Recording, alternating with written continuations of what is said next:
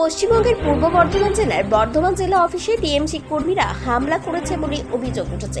বিজেপির অভিযোগ, আজ প্রচুর সংখ্যক টিএমসি লোক তাদের জেলা অফিসে লাঠি ও পাথর দিয়ে হামলা চালায়। এদিন বিজেপি অফিসে পাথর ছোড়ার পাশাপাশি বাইরে পার্ক করা গাড়িতেও পাথর ছোড়া হয়। এতে অনেক যানবাহন ক্ষতিগ্রস্ত হয়। শুধু তাই নয়, হামলায় 3 বিজেপি কর্মীও আহত হয়েছেন বলে জানা গেছে। ঘটনার পর বিপুল সংখ্যক পুলিশ ঘটনাস্থলে পৌঁছে পরিস্থিতি নিয়ন্ত্রণে আনার চেষ্টা করে। এই ঘটনায় এলাকায় উত্তেজনা ছড়িয়ে পড়ে।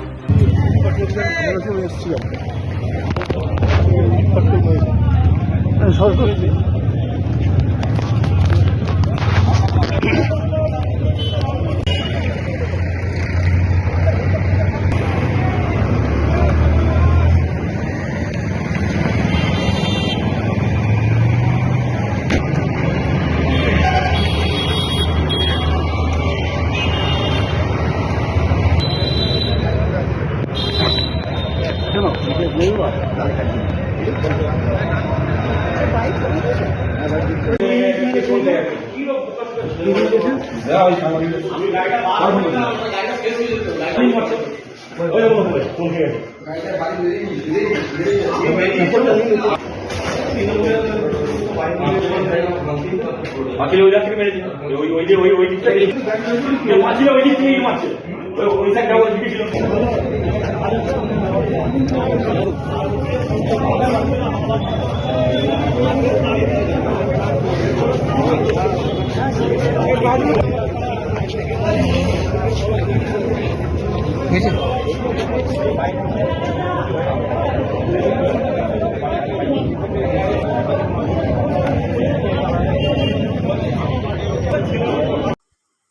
পূর্ব বর্ধমান থেকে নিজস্ব প্রতিনিধির রিপোর্ট, 99 নিউজ বাংলা।